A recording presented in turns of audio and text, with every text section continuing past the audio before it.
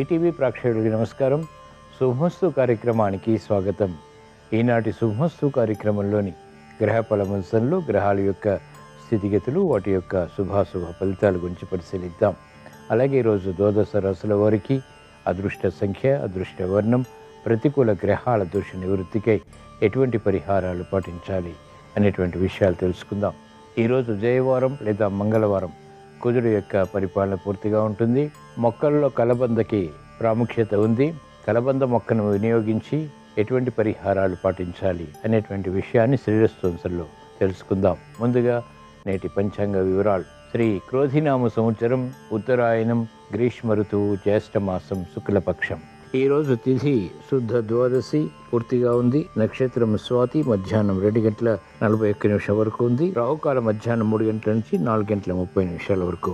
ఇప్పుడు గ్రహాల యొక్క స్థితిగతులు పరిశీలిద్దాం. బృహస్పతి సంచారం వృషభ క్షేత్రంలో, రవి బుధుల శుక్రుల సంచారం మిథున క్షేత్రంలో, కేతు సంచారం కన్యా క్షేత్రంలో, చంద్ర సంచారం తులా క్షేత్రంలో, శని సంచారం కుంభక్షేత్రంలో, రాహు సంచారం మీన క్షేత్రంలో, కుజ సంచారం మేషక్షేత్రంలో. కుజగ్రహం, శనిగ్రహం, బుధగ్రహం 3 స్వక్షేత్ర స్థితిలో ఉన్నాయి. ఇది రోజు పుట్టేటువంటి వారికి వారి దశ అంతర్దశల్లో ఆధిపత్యత శుభులైనప్పుడు చక్కటి యోగాన్ని కలిగించడంలో సమర్థత కలిగి ఉన్నాయి. ఇప్పుడు గ్రహాల యొక్క స్థితిగతుల రీత్యా ద్వాదశ రాశుల వారికి ఏర్పడేటువంటి శుభాశుభ ఫలితాలు సూచనప్రాయంగా గోచారపరంగా తెలుసుకుందాం. ముందుగా మేషరాశి.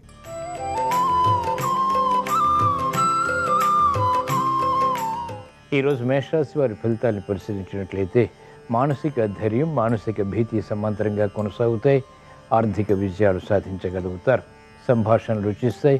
పెట్టుబడులు కలిసి వస్తాయి. నూతన ఉత్సాహంతో కూడినటువంటి కార్యక్రమ నిర్వహణ ద్వారా ఆర్థిక సంబంధిత లావాదేవీల్లో విజయాలు సాధించగలుగుతారు. మెరుగైనటువంటి అవకాశాలు వృత్తి, వ్యాపార, ఉద్యోగ సంబంధిత కార్యకలాపాల్లో పొందగలుగుతారు. విదేశీ ప్రయాణాలు లాభిస్తాయి. ఆశించినటువంటి ప్రయోజనాలు వేగవంతంగా కలిసి వస్తాయి. మహిళలకు అత్యంత అనుకూల కాలం. శుభ పరిణామాలు గృహంలో చోటు చేసుకుంటాయి. ఉద్యోగ వ్యవహారాల్లో ఎదుగుదల గోచరిస్తుంది. వ్యాపార విజయాలు సాధించగలుగుతారు. కళారంగం వారికి ప్రోత్సాహం, గుర్తింపు లభిస్తాయి. కార్యక్రమాలు వేగవంతంగా సినీ రంగం వారు కూడా ప్రారంభించగలుగుతారు. ఈరోజు మేషరాశి వారు ప్రతికూల ప్రభావాన్ని దూరం చేసుకుని లేదా ఎదుర్కొని అనుకూలంగా మరల్చుకుని ఇంకా మంచి విషయాలు సాధించడానికి శ్రీ ఆంజనేయ స్వామిని దర్శించడం, స్మరించడం, పూజించడం శ్రేయస్కరం. ఈరోజు మేషరాశి వారి అదృష్ట సంఖ్య 9. ఈరోజు మేషరాశి వారి అదృష్ట వర్ణం ఎరుపు.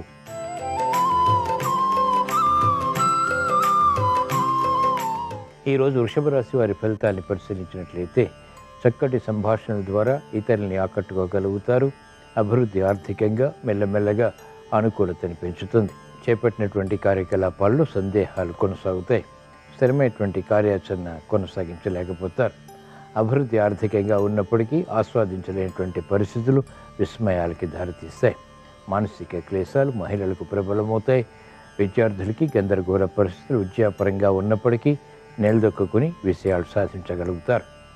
ప్రతికూల ప్రభావం వ్యాపార రంగం వారికి క్రమక్రమంగా తగ్గుతుంది. వైద్య వృత్తి వారికి అవరోధాలు వృత్తిపరంగా కొనసాగుతాయి.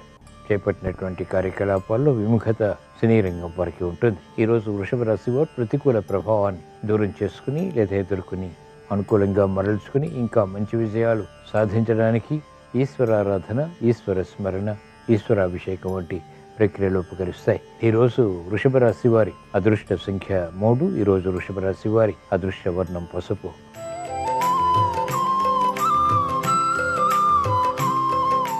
ఈరోజు మిథున రాశి వారి ఫలితాలని పరిశీలించినట్లయితే ఆకస్మిక విషయాలు ఆర్థికంగా ఉన్నప్పటికీ అనుకూలత క్రమక్రమంగా పొందగలుగుతారు. వ్యయాన్ని నియంత్రించలేకపోతారు. ఆకస్మిక విషయాలు, ఆకస్మిక పరాజయాలు విస్మయాలకి దారితీస్తాయి. కార్యక్రమాల్లో వేగం తగ్గుతుంది.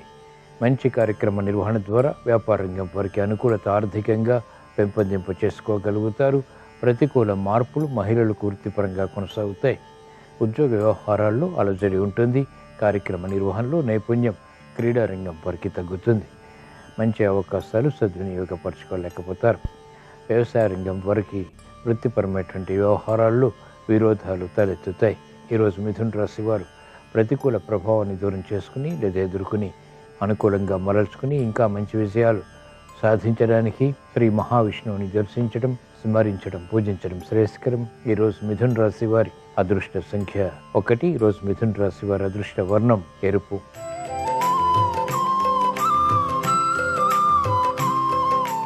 ఈరోజు కర్కాటక రాశి వారి ఫలితాన్ని పరిశీలించినట్లయితే ఉద్యోగ వ్యవహారాల్లో పొరపాట్లు దొరుకుతాయి కాబట్టి జాగ్రత్తలు వహించాలి. మెరుగైనటువంటి అవకాశాలు మెల్లమెల్లగా సాధించగలుగుతారు. శ్రమ అధికమవుతుంది. చేపట్టినటువంటి కార్యకలాపాలు పదే పదే చేయవలసి వస్తుంది. గతంలో చేసినటువంటి పొరపాట్ల ద్వారా ఏర్పడినటువంటి సమస్యలు జటిలమవుతాయి. మానసిక ప్రశాంతత తగ్గుతుంది. మహిళలు ఆరోగ్య విషయంలో జాగ్రత్తలు పాటించాలి. అనుకోని సంఘటన ద్వారా ఏర్పడినటువంటి సమస్యలు ప్రతికూలంగా మారతాయి. క్రమశిక్షణ విద్యార్థులకి తగ్గుతుంది. వ్యాపార రంగం వారికి పోటీ పెరుగుతుంది. అనిశ్చిత పరిస్థితులు న్యాయపాత వృత్తి వారు ఎదుర్కోవాల్సి వస్తుంది. కాలయాపన ద్వారా ఏర్పడినటువంటి సమస్యలు వైద్య వృత్తి వారిని వేధిస్తాయి. ఈరోజు కర్కాటక రాశి వారు ప్రతికూల ప్రభావాన్ని దూరం చేసుకుని లేదా ఎదుర్కొని అనుకూలంగా మరల్చుకుని ఇంకా మంచి విషయాలు సాధించడానికి మహాకాళి అమ్మవారిని దర్శించడం, స్మరించడం, పూజించడం శ్రేయస్కరం. ఈరోజు కర్కాటక రాశి వారి అదృష్ట సంఖ్య 2. ఈరోజు కర్కాటక రాశి వారి అదృష్ట వర్ణం పసుపు.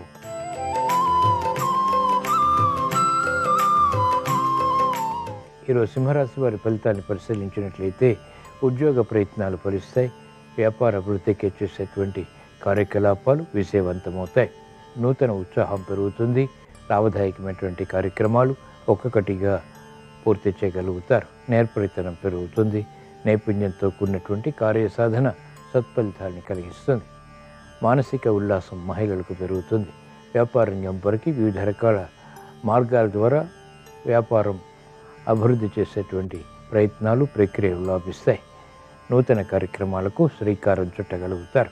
అభివృద్ధి క్రీడారంగం వరకు ఉంటుంది. వ్యవసాయ రంగం వరకు వృత్తిపరమైనటువంటి వ్యవహారాల్లో గుర్తింపు లభిస్తుంది. ఈరోజు సింహరాశి వారు ప్రతికూల ప్రభావాన్ని దూరం చేసుకుని లేదా ఎదుర్కొని అనుకూలంగా మరల్చుకుని ఇంకా మంచి విషయాలు సాధించడానికి ఈశ్వర ఆరాధన, ఈశ్వర స్మరణ, ఈశ్వరాభిషేకం వంటి ప్రక్రియలు ఉపకరిస్తాయి. ఈరోజు సింహరాశి వారి అదృష్ట సంఖ్య 1. ఈరోజు సింహరాశి వారి అదృష్ట వర్ణం ఎరుపు.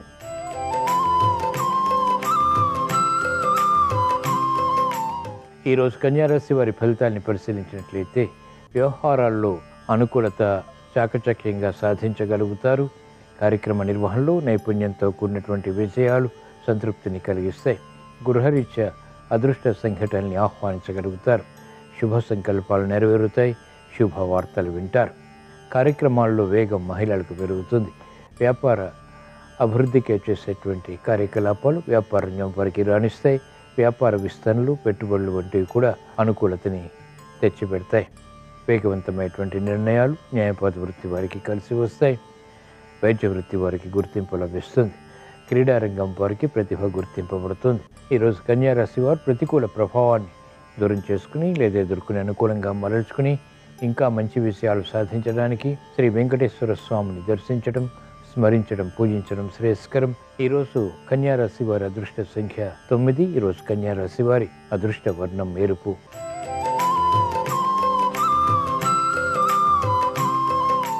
ఈరోజు తులారాశి వారి ఫలితాన్ని పరిశీలించినట్లయితే ఆకస్మిక చిక్కులు, సమస్యలు ఆర్థికంగా చోటు చేసుకున్నప్పటికీ పట్టుదలతో కూడినటువంటి కార్యక్రమ నిర్వహణ ద్వారా వాటిని అధిగమించగలుగుతారు.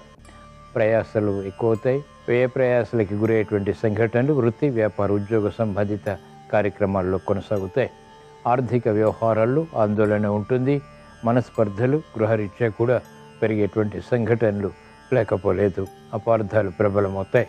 చేపట్టినటువంటి కార్యకలాపాల్లో ప్రోత్సాహం గట్టి కృషితో కూడినటువంటి కార్యక్రమ నిర్వహణ ద్వారా మాత్రమే లభిస్తుంది.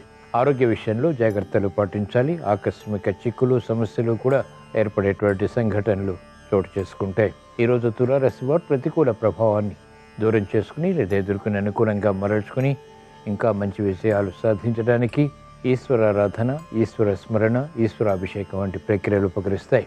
ఈరోజు తులారాశి వారి అదృష్ట సంఖ్య 3. ఈరోజు తులారాశి వారి అదృష్ట వర్ణం పసుపు.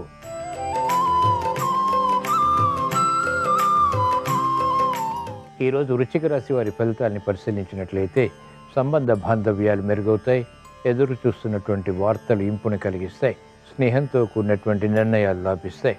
మిత్రుల ద్వారా లబ్ధి చేకూరుతుంది. కార్యక్రమాల్లో వేగం పెరుగుతుంది. ఉద్యోగ వ్యవహారాల్లో ఉన్నతికే చేసేటువంటి ప్రయత్నాలు కలిసి వస్తాయి. గృహ విషయాల్లో సంతోష వార్తలు వింటారు. మహిళలకు ఆర్థిక పరంగా, ఆరోగ్యపరంగా అనువైనటువంటి సంఘటనలు బలాన్ని కలిగిస్తాయి. నూతన కార్యక్రమాలు వ్యాపార రంగం వారు ప్రారంభించగలుగుతారు. విద్యార్థులకి సూక్ష్మత పెరుగుతుంది, ఏకాగ్రత పెరుగుతుంది. అనుచిత పరిస్థితులు వ్యవసాయ రంగం వారికి తగ్గుతాయి. ఈరోజు వృశ్చిక రాశి వారు ప్రతికూల ప్రభావాన్ని దూరం చేసుకుని లేదా ఎదుర్కొని అనుకూలంగా మరల్చుకుని ఇంకా మంచి విషయాలు సాధించడానికి శ్రీ సుబ్రహ్మణ్య స్వామిని దర్శించడం, స్మరించడం, పూజించడం శ్రేయస్కరం. ఈరోజు వృశ్చిక రాశి వారి అదృష్ట సంఖ్య 9. ఈరోజు వృశ్చిక రాశి వారి అదృష్ట వర్ణం ఎరుపు.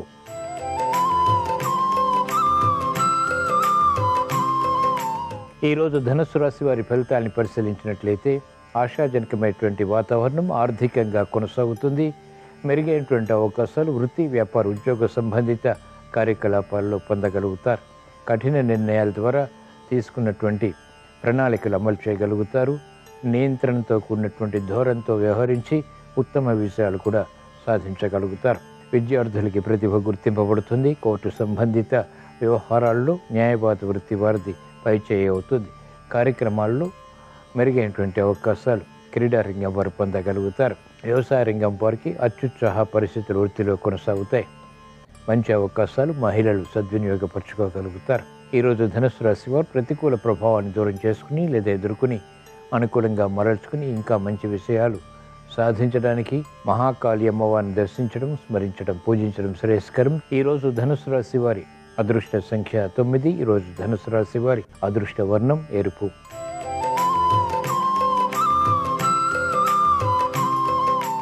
ఈరోజు మకర రాశి వారి ఫలితాన్ని పరిశీలించినట్లయితే సంతోష వార్తలు వింటారు. మంచి అవకాశాలు సద్వినియోగపరుచుకునేటువంటి శక్తి సామర్థ్యాలు పెంపొందింప చేసుకోగలుగుతారు. శ్రమ ఉన్నప్పటికీ చేపట్టినటువంటి కార్యకలాపాలు కలిసి వస్తాయి. నూతన ఉత్సాహంతో కూడినటువంటి కార్యక్రమాలు తద్వారా విజయాలు బలాన్ని కలిగిస్తాయి. ఆగిపోయినటువంటి కార్యకలాపాలు పునఃప్రారంభించగలుగుతారు. మానసిక ఉల్లాసం పెరుగుతుంది. మహిళలకు అత్యంత అనుకూల పరిస్థితులు గృహపరంగా, వృత్తి, వ్యాపార, ఉద్యోగ సంబంధిత కార్యకలాపాల్లో కూడా బలాన్ని కలిగిస్తాయి. వ్యాపార రంగం వారికి నూతన ప్రణాళికలు వ్యాపార పరంగా బలాన్ని కలిగిస్తాయి. ఆర్థిక వ్యవహారాలు లాభిస్తాయి. ఈరోజు మకర రాశి వారు ప్రతికూల ప్రభావాన్ని దూరం చేసుకుని లేదా ఎదుర్కొని అనుకూలంగా మరల్చుకుని ఇంకా మంచి విజయాలు సాధించడానికి శ్రీ ఆంజనేయ స్వామిని దర్శించడం, స్మరించడం, పూజించడం శ్రేయస్కరం. ఈరోజు మకర రాశి వారి అదృష్ట సంఖ్య 2. ఈరోజు మకర రాశి వారి అదృష్ట వర్ణం పసుపు.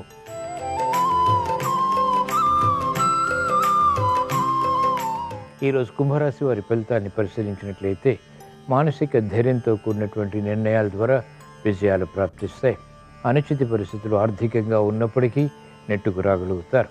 కుటుంబ వ్యవహారాల్లో కీచులాట్లు కొనసాగుతాయి. మెరుగైనటువంటి అవకాశాలకై తహతహ పెరుగుతుంది. మహిళలకు ఆరోగ్య విషయంలో సమస్యలు కొనసాగుతాయి. ఆర్థిక వృద్ధి, ఆర్థిక పరంగా చేపట్టేటువంటి కార్యక్రమాల్లో ప్రోత్సాహం క్రమక్రమంగా పొందగలుగుతారు. భూ సంబంధిత లావాదేవీలు కలిసి వస్తాయి. నూతన ఉత్సాహంతో కూడినటువంటి కార్యక్రమాలు వ్యాపార రంగం వారు ప్రారంభించినప్పటికీ నియంత్రించబడతాయి. మెరుగైనటువంటి అవకాశాలు సాఫ్ట్వేర్ రంగం వారు క్రమక్రమంగా పొందగలుగుతారు. అభద్రతా భావం కొనసాగుతుంది. ఈరోజు కుంభరాశి వారు ప్రతికూల ప్రభావాన్ని దూరం చేసుకుని లేదా ఎదుర్కొని అనుకూలంగా మరల్చుకుని ఇంకా మంచి విజయాలు సాధించడానికి శ్రీ సుబ్రహ్మణ్య స్వామిని దర్శించడం, స్మరించడం, పూజించడం శ్రేయస్కరం. ఈరోజు కుంభరాశి వారి అదృష్ట సంఖ్య 3. ఈరోజు కుంభరాశి వారి అదృష్ట వర్ణం తెలుపు.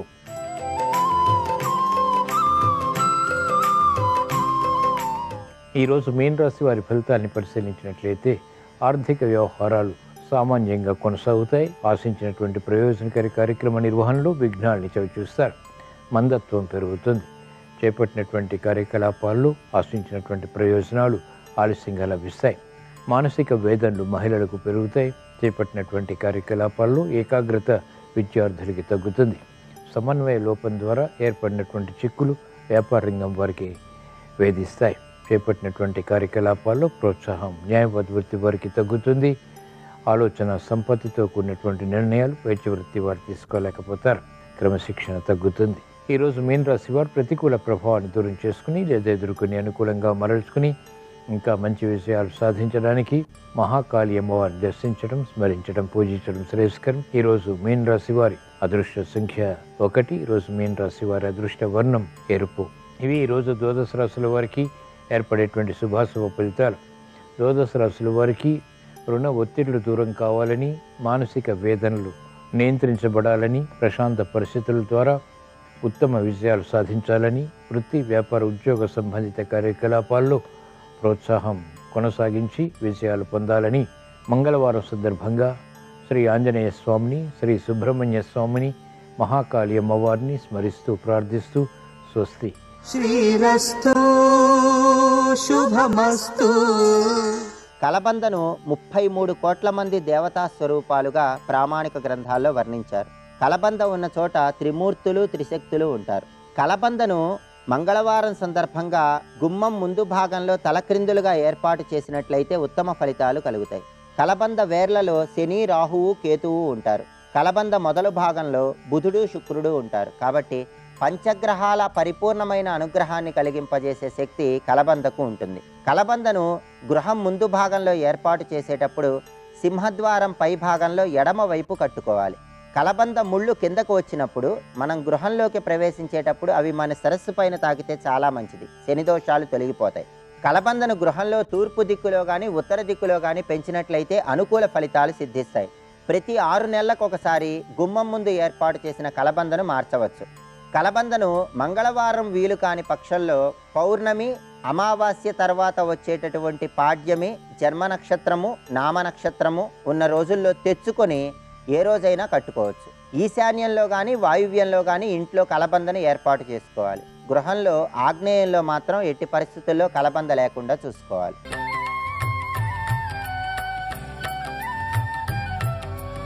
శ్రీయాంజనేయం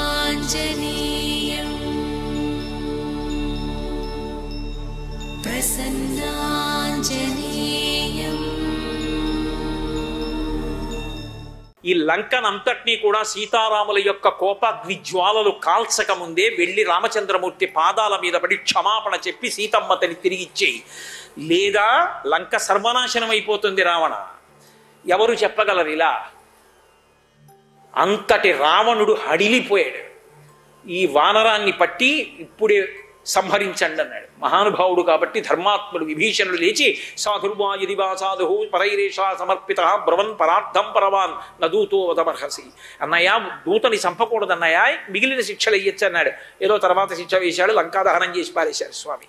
ఆయన అవిక్ర పరాక్రమం అటువంటిది, ఆయన మాట తీరుటువంటిది. అందుకే రామచంద్రమూర్తి అంతటి వారు మొట్టమొదటిసారి హనుమ కలుసుకున్నప్పుడు పంపా తీరంలో ఒక మాట అన్నారు. నా యజుర్వేద వినీతశ్చ, నా ఋగ్వేద వినీతశ్చ, నా యజుర్వేద భాషిణ, నా సామవేద విదుష శిక్షమేవ విభాషితం. 4 వేదాలు చదువుకోని వాడు ఇలా మాట్లాడగలడా? ఈయన వ్యాకరణ శాస్త్రాన్ని ఎంత బాగా చదువుకున్నాడో, ఒక్క అపశబ్దం లేదు, నోట్లోంచి వాక్య నిర్మాణం అలా వస్తుంది. ఆయన గుండెల్లో, ఆ నోట్లో, శిరస్సులో ఆ శబ్దం అలా బంధింపబడుతోంది. ఎప్పుడు ఏ మాట ఎలా మాట్లాడాలో అలా మాట్లాడుతున్నాడు. ఇలాంటి వాడు స్నేహితుడయ్యుంటే కశ్యనా రాజ్యతే చిత్తం ఉజ్జదాసే రరేరపి. కత్తి ఎత్తి చంపడానికి వచ్చిన శత్రువు కూడా అటువంటి వాడి మాట వింటే కత్తి దింపి స్నేహం చేసుకుంటాడు. ఎటువంటి మాట వైభవం ఉన్నవాడయ్యా లక్ష్మణ, మాట్లాడు ఆయనతో అన్నాడు.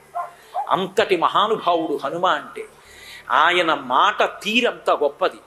ఎక్కడెక్కడ హనుమని ఉపాసన చేస్తారో అక్కడక్కడ అంత గొప్పగా అనుగ్రహిస్తారు. 100 యోజనముల సముద్రం దాటి వచ్చేస్తున్నారు. వచ్చేసిన తర్వాత ఇంతమంది వానరులు ఒంటికాలు మీద లేచి నిలబడి ఉన్నారు. ఏమో ఏం చెప్తారోనని. దృష్ట్వా సీతేతి విక్రాంత సంక్షేపేణ న్యవేదయత్నిషాజత హస్తేన గృహీత్వా వలిన సుఖం అంటారు మహర్షి.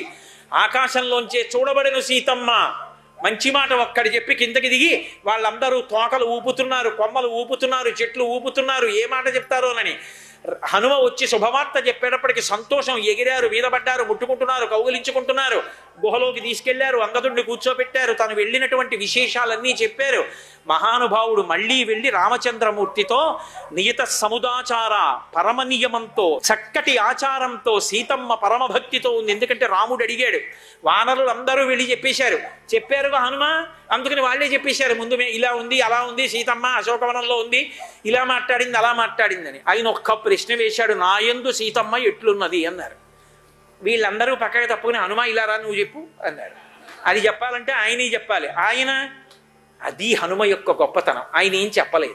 చెప్పకుండా ఆయన ఏం చేశారంటే ఒక్కసారి ప్రణమ్య సరసాదేవ్యా సీతాయై దిశం ప్రతి, సీతమ్మ ఎటువైపు ఉందో అటువైపు తిరిగి నమస్కారం చేశారు. నా నుంచి నమస్కారం అందుకోవలసినంత పవిత్రమైనటువంటి స్థితిలో సీతమ్మ ఉన్నది. అంతే, చాలదు. రామ సుగ్రీవయో సఖ్యం శ్రుత్వా ప్రీతిముపాగత. ఓ రామ, నువ్వు సుగ్రీవుడు కలుసుకున్నామని విని మురిసిపోయింది నా తల్లి. నియత సముదాచార, పరమనియంతో, చక్కటి ఆచారంతో, నీ యందు పరమభక్తితో, నీ యందు మనసు పెట్టుకుని ఉంది, తపస్సు చేస్తోందయా. ఈ మాటలు చెప్పి ఒక మాట చెప్పారు సుందరకాండ చిట్ట చివరి శ్లోకం. అందులో తతో మయా వాగ్విద అధీన భాషిత శివాభిరిష్టాభిరభిప్రసాదిత జగామ శాంతిం మమ మైథిలాత్మజ తవాపి శోకేన తథాభిపీడిత అంటారు. సీతమ్మ దగ్గరికి వెళ్ళి నేను మాటలు మాట్లాడాను. నేను మాట్లాడినటువంటి మాటల వలన సీతమ్మ తల్లి యొక్క శోకం అంతా కూడా పోయింది. కానీ కొద్ది శోకం మిగిలి ఉంది. ఏమిటి ఆ శోకం అంటే, నువ్వు ఆమె కొరకు శోకిస్తున్నావని తాను శోకిస్తాం అంతే తప్ప ఇప్పుడు ఆ తల్లికి శోకం లేదు. నేను ఆ అమ్మకు శాంతిని ప్రసాదించాను అన్నారు.